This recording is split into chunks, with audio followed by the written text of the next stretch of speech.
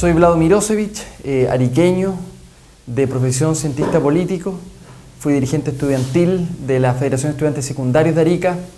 Luego de eso colaboré en la fundación del diario El Morrocotudo y posteriormente fui presidente de la Fundación contra el Abandono de Arica. En mi área profesional básicamente me he dedicado por un lado al periodismo ciudadano y por otro lado básicamente he trabajado como investigador de algunos organismos internacionales y algunos centros de estudio sobre políticas públicas. ¿Actualmente te presentas como candidato a diputado? A diputado, sí. ¿Cuál es el móvil? Bueno, los dos móviles. Lo primero, Chile es el país más centralizado de América Latina. Somos el único país que no elige democráticamente intendentes, el único país que no devuelve impuestos a las regiones, sobre todo a las zonas extremas, y me parece que ahí hay una tremenda injusticia territorial entre un chileno que nace en Santiago y un chileno que nace en Arica. Esa diferencia y esa asimetría es la que quiero ir a pelear al Congreso, y me parece que las zonas extremas tienen que tener parlamentarios que vayan a patalear, que no tengan miedo de enfrentarse y que naturalmente desde un regionalismo independiente de los dos bloques políticos sean capaces de, en el fondo, representar una zona que lleva 40 años de abandono, pero que además requiere de diputados con coraje, preparados, que no vayan a calentar el asiento, sino que vayan a patalear al Congreso para recordarle al gobierno central, sea quien sea, el color político que sea, que también somos chilenos. Y justamente de eso, ¿qué proyectos o qué temas son los que tú como diputado esperas poder legislar respecto a esta región? Digamos, temas que completan a... Bueno, hay que legislar una gran reforma en favor de las regiones. Eso significa elección democrática de intendente. De izquierda a derecha hemos tenido parlamentarios que se han opuesto a que se elija democráticamente intendente. Llevamos 15 años en esa pelea, 15 años, desde el primer candidato presidencial que fue Lagos, que lo prometió. Han pasado 15 años y no ha sucedido nada relevante. Recién ahora estamos votando democráticamente consejeros regionales. Lo primero es tener la figura del presidente provincial o el intendente elegido democráticamente, como lo tiene Perú, como lo tiene Colombia, como lo tiene toda América Latina. Somos en esta materia el peor alumno. Y lo segundo es que las zonas extremas tenemos que tener devolución de impuestos. Y digo devolución porque no le estamos pidiendo un subsidio a nadie. Lo único que estamos pidiendo es que se nos devuelva el 50% del IVA que nosotros recaudamos. Arica recauda $400 millones al año por IVA. Se nos devuelven 60. Quiere decir que 340 se van para Santiago. O sea, hay una asimetría y una diferencia terrible que yo pretendo desde el Parlamento, entendiendo que este sistema chileno es muy presidencialista. Vamos a requerir del apoyo y muchos de estos proyectos de ley van a tener que ser enviados por el presidente. Pero ahí tiene que estar el diputado de las zonas extremas peleando y pataleando. En términos de eso que mencionaba del centralismo, ¿considera importante que haya senadores para esta región? Así es, bueno, cuando se aprobó el Arica Región, yo en esa oportunidad me acuerdo estaba en Valparaíso, en el Congreso, me tocó ver la discusión cuando se aprobó, una gran felicidad de todos los dirigentes que estábamos ahí, pero por otro lado se nos dijo, ustedes van a ser región, pero no con las mismas condiciones que el resto porque no van a tener senadores propios. Me parece que es un sistema bastante injusto para Arica y entiendo por lo que se ha aprobado ya en el Congreso del 2018 vamos a tener senadores propios. Perfecto. Temas que tienen que ver con la región. Minería, ¿estás de acuerdo con la minería en esta región de Arica y Pernambuco? Yo estoy en contra del proyecto minero Los Pumas particularmente, que me parece un proyecto contaminante y peligroso para el valle de Utah, pero no estoy en contra de toda la minería. Estoy en contra de la manaminería, de la que no es sustentable. Ahora, también quiero decir que la legislación chilena es bastante débil. Muchos de estas transnacionales que vienen a Chile a la explotación minera, en sus propios países donde tienen las casas matrices, los países de origen, tienen condiciones legales mucho más exigentes para el cuidado medioambiental, el respeto a los pueblos originarios y el royalty. Lo que pagan en Chile verdaderamente da pena. Uno de los países donde se paga menos royalty en el mundo es en Chile. Entonces, me parece que parte de mi rol va a ser mayor exigencia en la legislación chilena a propósito de los temas medioambientales, que no sea voluntario, por ejemplo, una declaración de impacto ambiental o un estudio de impacto ambiental. Eso no puede estar a discreción de la empresa, tiene que estar muy reglamentado en la ley. Y me parece que como eso, hay muchos otros temas que son más técnicos, no vale la pena explicar acá. En el fondo, yo estoy por una minería con una legislación mucho más exigente que la que tenemos hoy día, porque la de hoy día es bastante débil. Y en el fondo, miren Pascualama, nos dijeron que no iban a contaminar los glaciares y miren lo que pasó. La justicia los tuvo que parar. Entonces me parece que no podemos confiar en la palabra de las empresas. ¿Y en ese sentido se puede hacer minería sustentable? ¿Qué modelo? Hay experiencia en el mundo, Australia, Nueva Zelanda, Canadá, hay mucha experiencia en el mundo a propósito de eso. Pero Nueva Zelanda, Canadá y Australia, el royalty que pagan, las exigencias laborales y medioambientales que tienen, estamos hablando de otra cosa. Chile en eso, más bien por querer recibir rápidamente la inversión extranjera, no ha hecho caso de las recomendaciones de la OECD a propósito de ponerle mayor rigor en la instalación de este tipo de empresas. Pascualama me parece el mejor caso. Se nos dijo durante mucho tiempo que esto iba a ser una minería sustentable. No sé cómo, porque dijeron que iban a trasladar del lugar los glaciares. Y verdaderamente, miren lo que sucedió. Fueron las comunidades las que tuvieron que recurrir a la justicia para que el proyecto se frenara.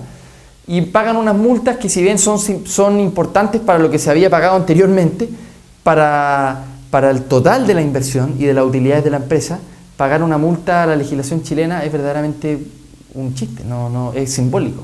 ¿Qué te parece el proyecto como la termoeléctrica de Cerro Chuño que se va a instalar acá? Estoy completamente en contra de la termoeléctrica. Me parece que Arica no necesita esa energía, que por lo demás es la manera de producir energía más contaminante que tenemos. La matriz energética del norte grande es la más contaminante del país. En el sur es un poco más hidroeléctrico, entonces menos contaminante.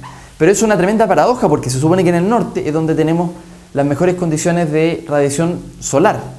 Y por tanto debiésemos ser nosotros la capital de la energía fotovoltaica en América Latina. Esa es mi misión. Yo creo que Arica tiene que convertirse en una plataforma mundial de energía solar. Para allá va el mundo. Ese va a ser el nuevo motor de la economía mundial. El petróleo ya lo está dejando de ser.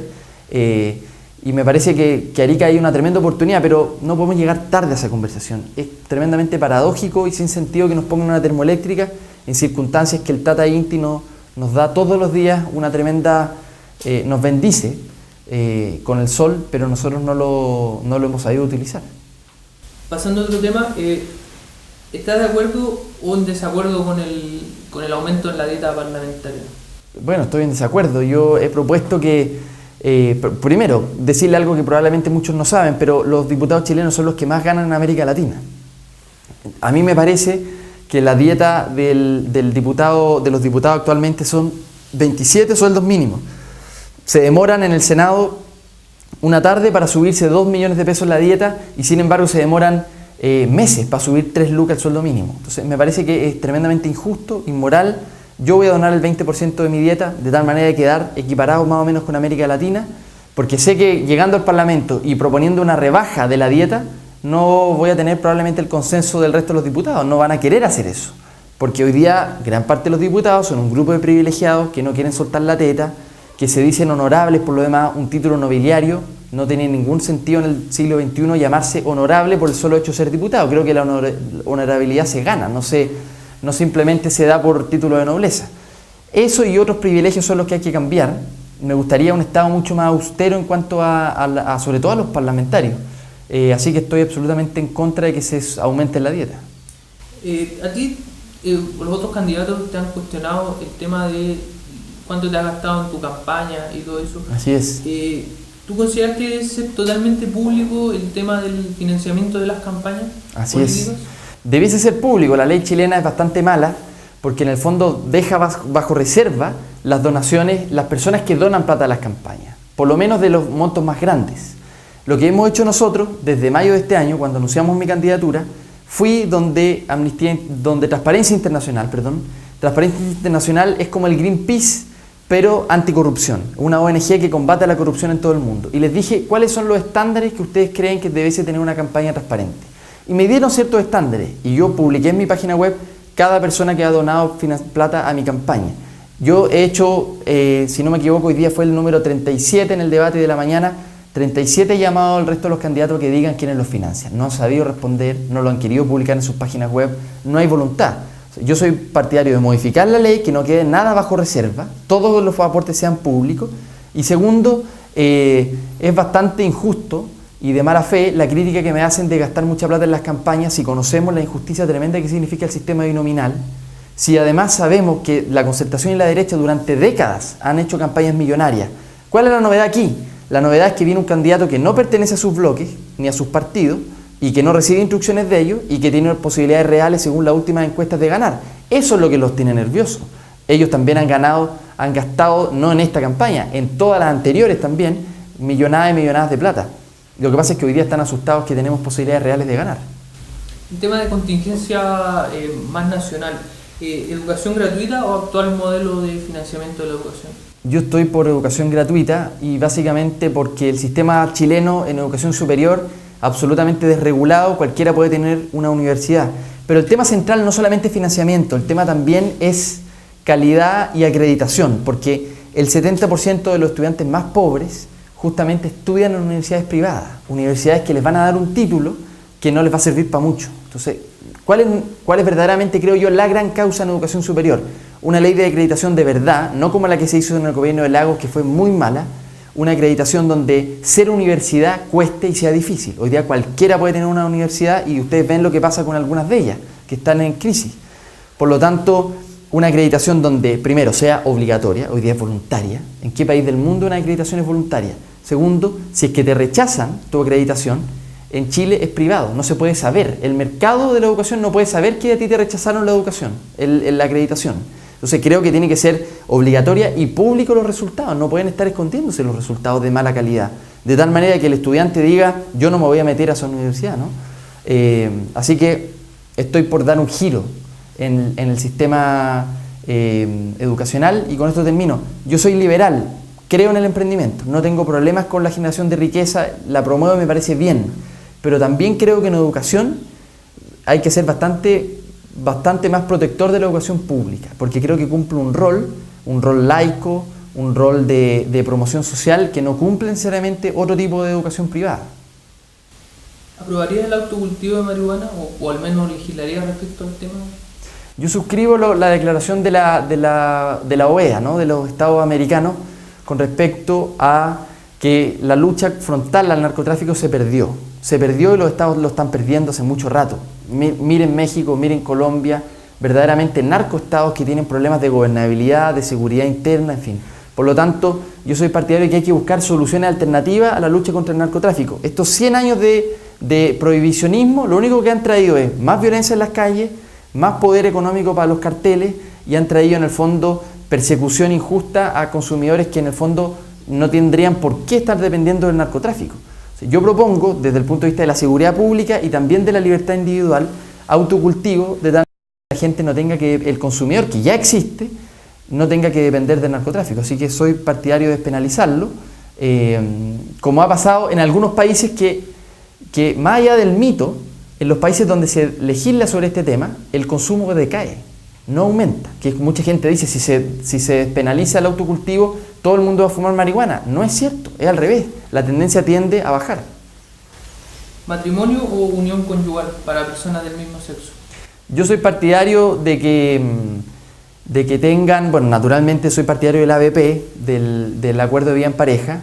Me parece necesario y una alternativa, digamos, un primer paso, pero sin embargo soy partidario también porque soy muy tolerante y creo que yo no tengo ninguna autoridad moral, ni menos el Estado la tiene, para decirle cuál es el estilo de vida o la identidad sexual o religiosa que cualquier persona quiera tener. Por lo tanto, yo soy partidario de un matrimonio igualitario, porque justamente es la comunidad gay la que está pidiendo que sea utilizado en esos términos, porque no quieren sentirse ciudadanos de segunda categoría. Esta lucha lo dieron los liberales hace mucho tiempo atrás, por ejemplo, para crear el registro civil. Antes solamente los registros de nacimiento los llevaba la iglesia. Anteriormente no había cementerios que no fueran católicos. Fueron justamente los liberales del siglo XIX los que pelearon por la separación de la iglesia y del Estado. Esa pelea todavía no termina y yo estoy naturalmente en la vereda de los que respetan la libertad de culto, pero que le dicen en el fondo al Estado, usted no tiene por qué meterse en la conciencia de las personas. Esa es la posición en la que yo estoy. Respecto a ese mismo tema o temas que tienen que ver con temas morales, ¿aborto terapéutico estás de acuerdo con? Así es. Yo personalmente estoy en contra del aborto. Lo hemos conversado con mi pareja, con Maite, y nosotros no haríamos un aborto. Pero eso es una decisión mía, propia, mía y de mi pareja. Pero la verdad es que, si bien estoy en contra del aborto, creo que la mejor manera de darle una solución desde el punto de vista de la salud pública es justamente aborto terapéutico. Y es más, yo solamente suscribo lo que ha dicho las Naciones Unidas en este tema. Este no es un tema moral, este es un tema de salud pública. El Estado tiene que abordarlo desde ahí. Y por tanto, si bien estoy en contra del aborto, estoy a favor de que se legisle y que se regule. Pregunta de respuesta corta. ¿Asamblea constituyente? Si es que hay, siempre lo digo, si es que hay agua en la piscina, sí. Digo porque yo estoy a favor de una nueva constitución. Pero si es que hay agua en la piscina para una asamblea constituyente, sí. Si es que no la hay, bueno, tendrá que verse otro mecanismo de reforma, pero en fin. ¿Fin al sistema binominal? Fin al sistema binominal, es un sistema poco democrático, que si bien pudo haber servido quizás para el primer momento de la transición, a propósito de la estabilidad y los acuerdos, hoy día ya se hace completamente innecesario y es más bien deslegitima a las instituciones, porque la gente está embroncada porque no hay cambio en el Parlamento, y esa bronca, en el fondo, tiene un responsable, el sistema binominal. Por último, ¿por qué la gente debe confiar tu voto en ti? Bueno, lo primero que yo le estoy pidiendo a la gente es que no se quede con la confianza del voto. Yo cuando sea diputado espero que me fiscalicen, es un llamado que he hecho. No podemos tener una democracia solo de procedimientos, de ir a votar cada 4 años. Ojalá que cuando sea diputado la gente también se meta a la página web del Congreso, utilice todos los mecanismos de participación más directa que hay para poder ver cuáles son los proyectos de ley que he votado, si estoy cumpliendo o no con mi palabra de donar parte del sueldo, en fin. Creo que le hago un llamado a la gente a que cuando yo sea diputado la gente me fiscalice. No le demos un cheque en blanco a nadie. Le hace mal a la democracia cuando demos esos cheques en blanco. ¿Y por qué votar? Porque el día de la elección todos somos iguales. El voto tuyo vale igual que el voto de Piñera. Y es el momento en donde tenemos que demostrar en las urnas, no basta con quejarnos ni con salir a marchar, en las urnas que se puede hacer un cambio, que le vamos a abrir el espacio a los jóvenes por primera vez. Los jóvenes tenemos 0 representación en el Parlamento. Y eso es lo que hay que, en el fondo, abrir una pequeña puerta para que sean muchos más los que ingresen. Muchas gracias. Gracias a ustedes.